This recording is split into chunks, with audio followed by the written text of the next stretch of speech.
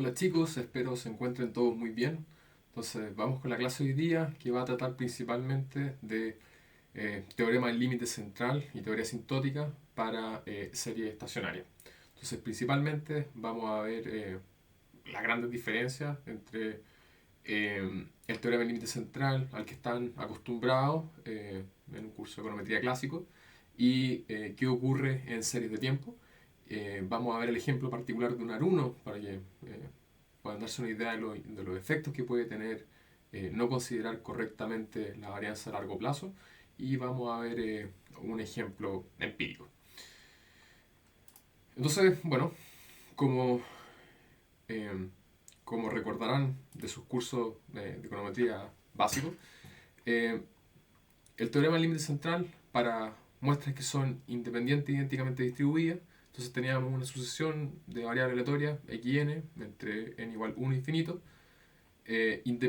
una sucesión de variables aleatorias independientes idénticamente distribuidas con esperanza mu y varianza finita sigma cuadrado. Entonces, lo que establece el teorema del límite central es que raíz de n por x barra menos mu, cuando n tiende a infinito, esto converge en distribución a una normal con media cero y varianza sigma cuadrado. O bien, si escribimos esto de manera estandarizada y dividimos entonces esta expresión por la desviación estándar, entonces esto converge en distribución a una normal 0,1.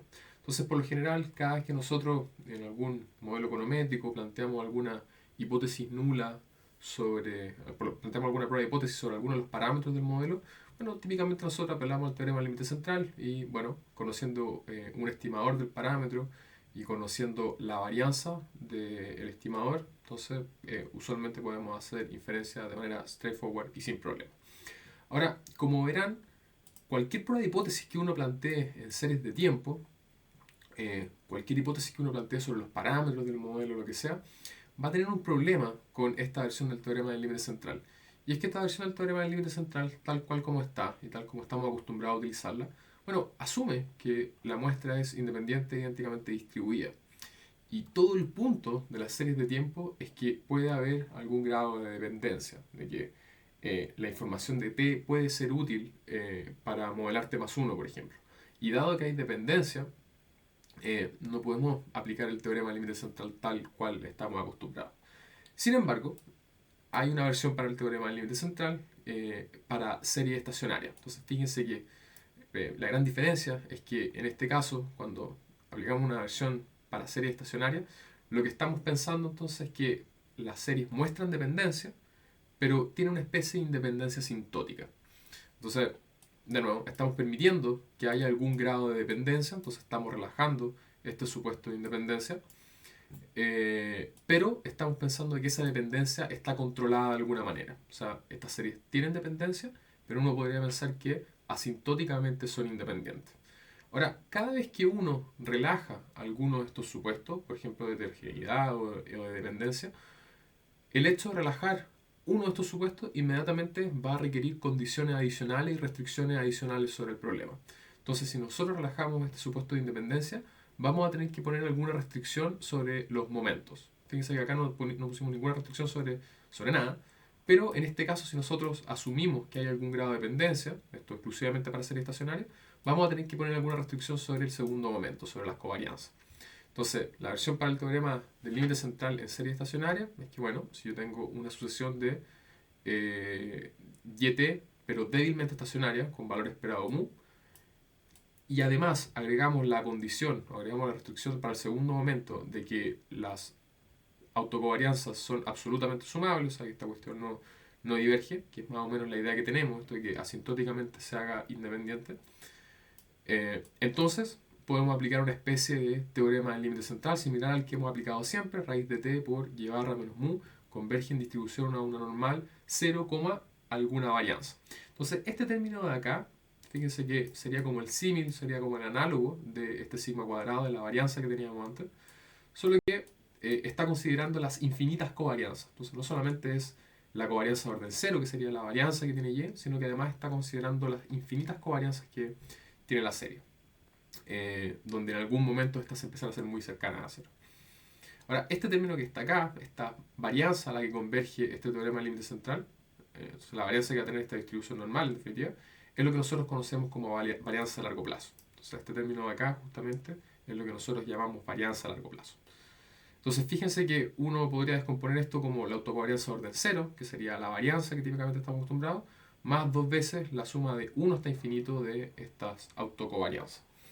Entonces, fíjense que el teorema del límite central, entonces, si uno quiere armar un t-statístico o cualquiera de esas cosas, es muy similar a el que utilizábamos cuando asumíamos independencia, pero ahora tenemos hay dos grandes cambios. Primero tenemos que imponer una restricción sobre el momento, entonces tenemos que asumir que estas covarianzas son absolutamente sumables.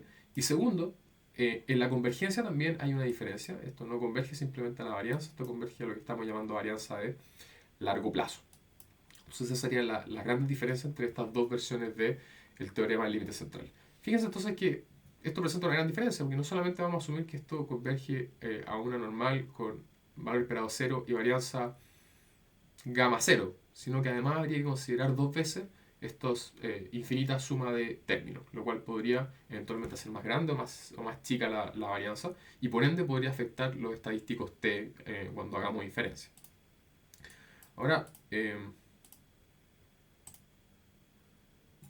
la pregunta es, bueno, ¿qué tan relevante puede considerar la varianza a largo plazo? ¿Qué tan importante es hacerlo? Si nosotros simplemente seguimos aplicando el teorema del límite central como lo hemos aplicado siempre y bueno, no nos preocupamos mucho por esto.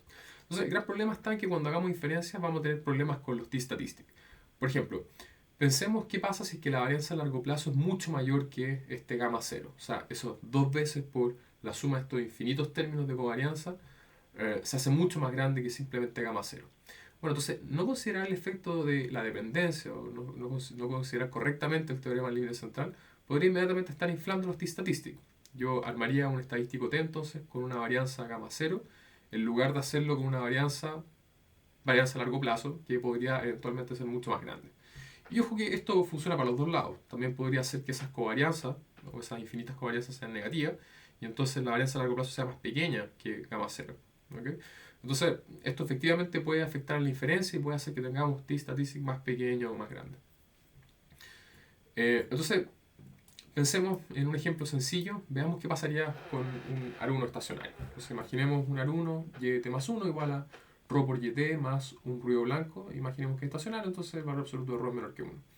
Entonces, lo primero, recuerden que dado que el valor absoluto de ρ es menor que 1, esta serie es estacionaria, y como es estacionaria, entonces el valor, la varianza de yt más 1 es igual a la varianza de yt. Entonces, si uno quisiera establecer este término autocovarianza 0, o la varianza de yt, bueno, esta varianza es igual que esta varianza, por ende podríamos factorizarlo, entonces podríamos calcular la varianza sobre toda esta expresión, me va a quedar autocovarianza o gamma 0 igual a ρ cuadrado por gamma 0 más la varianza del ruido blanco. Podríamos despejar entonces gamma 0 y esto nos queda entonces como la varianza del ruido blanco dividido 1 menos ρ al cuadrado.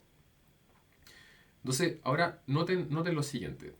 Uno puede pensar acá como en las ecuaciones de Joule-Walker. Uno podría escribir la autocovarianza en términos de ρ y en términos de la varianza del ruido blanco. Entonces, fíjense cómo quedaría la autocovarianza de orden 1, cómo quedaría la ecuación de Joule-Walker en este caso. Bueno, en este caso, la autocovarianza de orden 1 sería la covarianza de yt más 1 con yt. Y yt más 1 está definido como un proceso autorregresivo de orden 1. Entonces, podríamos repasar yt más 1 por ρ yt más epsilon t más 1. Y fíjense entonces que por teorema de descomposición de Wald, yt depende de epsilon t y de rezagos de epsilon t, pero no depende de epsilon t más 1. Entonces fíjense que entre el ruido blanco, epsilon t más 1 y yt, no hay ningún término en común. Por ende, la autocovarianza estaría solamente dada por ρ, yt y yt, por ende, ρ por gamma 0. Fíjense que lo mismo ocurriría con la autocovarianza de orden 2. La autocovarianza de orden 2 sería yt más 2 con yt. Y yt más 2 sería igual a ρ por yt más 1 más epsilon t más 2. Entonces fíjense que de nuevo, por teorema de composición de Wald, este término de acá no comparte ningún ruido blanco en el mismo tiempo que epsilon t más 2, por ende la covarianza entre estos dos términos es 0. Y finalmente entonces tendríamos que esta autocovarianza es igual a ρ por la autocovarianza entre yt más 1 y yt, o sea, ρ por gamma 1. Y gamma 1 sabemos que es ρ por gamma 0, entonces esto es equivalente a ρ cuadrado por gamma 0. Nosotros hacemos esta sucesión, tenemos que la autocovarianza de orden I entonces está dado por ρ a la I por gamma 0. Entonces, pensemos en la varianza de largo plazo. Nosotros sabemos que gamma 0 es igual a esto, pero lo que sabemos entonces es que la varianza a largo plazo podría ser distinta. Entonces, la varianza a largo plazo, como vimos ya, por el teorema del límite central para serie estacionaria, está dado por este término. O sea, gamma 0 más dos veces esta suma de infinitas covarianzas. Ahora, en este caso, que es sencillo, que es un aruno, gamma i nosotros sabemos que está definido por ρ a la i por gamma 0. Entonces, gamma i lo podríamos reemplazar por este término que está acá. Y por ende, entonces, nosotros podríamos sacar gamma 0 de acá y factorizar por gamma 0, y por ende gamma 0 por 1 más 2 por la suma infinita de ρ a la i sería la varianza a largo plazo. Ahora, de nuevo, nosotros sabemos cuánto vale gamma 0 porque es un aruno estacionario, es la varianza del ruido blanco dividido 1 menos ρ al cuadrado, o sea, este término que está acá. Y fíjense que esta es una suma infinita partiendo de 1, entonces este término de acá, esta suma de ρ a la i, podríamos escribirla como ρ partido 1 menos ρ, y eso está multiplicado. Entonces fíjense que si nosotros desarrollamos esto, esto nos queda igual a la varianza del ruido blanco dividido 1 menos ρ al cuadrado. Este término de acá sería entonces la varianza a largo plazo para un aruno estacionario. Entonces noten que en principio esto no tiene por qué ser igual a gamma 0, a la varianza que hubiéramos considerado sin considerar la varianza a largo plazo. O sea, este término que tenemos acá. Entonces estas dos cosas son distintas. La pregunta es, ¿qué hubiera pasado si nosotros hubiéramos, por ejemplo, hecho alguna prueba de hipótesis o hubiéramos armado algún estadístico T en el cual tuviéramos que haber considerado acá la varianza? Si nosotros no hubiéramos considerado la varianza a largo plazo, hubiéramos usado este término de acá. Si nosotros hubiéramos considerado la varianza a largo plazo, hubiéramos usado este término que está acá. Entonces la pregunta es, bueno, ¿son iguales, son distintos? ¿Cuál es el impacto que hubiera tenido considerarlo o no considerarlo? Fíjense que si es que ρ hubiera sido 0, o sea, no hubiera habido ningún tipo de dependencia entre yt y yt más 1, o sea, esto hubiera sido simplemente un ruido blanco, imaginemos un ruido blanco independiente. Entonces fíjense que en ese caso, estos dos términos serían exactamente iguales y sería simplemente la varianza del ruido blanco. Entonces, bueno, haberlo considerado o no haberlo considerado hubiera dado lo mismo porque no hubiera habido ningún tipo de dependencia. Pero fíjense que si ρ es distinto de 0, ya esto inmediatamente cambia. Por ejemplo, imaginen un coeficiente autorregresivo igual a 0,5. Si es 0,5, entonces la varianza a largo plazo hubiera estado dividido 1 menos 0,5, o sea, hubiera estado dividido 0,5 al cuadrado, o sea, hubiera estado dividido 0,25, o sea, hubiera sido 4 veces la varianza del ruido blanco. Pero fíjense que si no hubiera considerado la varianza a largo plazo y lo hubiera calculado de esta manera, simplemente como gamma 0, o sea, no hubiera usado la correcta versión del teorema del límite central, este 0,5 al cuadrado hubiera quedado 0,25 y entonces esto habría quedado dividido 0,75. Entonces fíjense la diferencia. En un caso el denominador, o sea, la varianza del ruido blanco hubiera estado dividido 0,25 y en otro caso hubiera estado dividido 0,75. Entonces fíjense que la diferencia de la varianza hubiera sido tremenda. Y en la medida que esta serie se hace más persistente, o sea, en la medida que hay más dependencia, se van generando cada vez distancias más grandes. Y fíjense entonces que a mayor ρ, inmediatamente la varianza a largo plazo se empieza a hacer muchísimo más grande que esta autocovarianza de orden 0. Y entonces, dado que la varianza a largo plazo se empieza a hacer muchísimo mayor, entonces haber usado un estadístico T sin considerar la varianza a largo plazo, y haber solamente considerado este término, posiblemente habría inflado un montón los t-statistics y habría encontrado estadísticos T muchísimo más grandes de los que deberían haber sido si hubiera usado correctamente la versión del teorema del límite central. Ahora, la pregunta que uno naturalmente tiene en este punto, porque este ejemplo fue sencillo porque un aruno, entonces pudimos rápidamente derivar qué cosa está pasando, pero en la práctica, ¿cómo encontramos estimadores para la varianza a largo plazo? O sea, en este caso, a un posible estimador de la varianza a largo plazo simplemente lo voy a llamar V gorro. ¿Okay? Entonces, la pregunta es ¿cómo encontramos en la práctica estimadores para la varianza a largo plazo? Obviamente no vamos a calcular infinitos términos, ¿cierto? Entonces, bueno, en la práctica no vamos a calcular infinitas covarianzas y dado que estamos asumiendo que las series son estacionarias, podríamos pensar como una especie de independencia asintótica. Entonces el primer guess o la primera intuición que uno podría tener acá es decir, bueno, supongamos entonces que si hay una independencia asintótica, las autocovarianzas de orden muy alto se empiezan a hacer cada vez más cercanas a cero, porque se empiezan cada vez a comportarse más como algo independiente.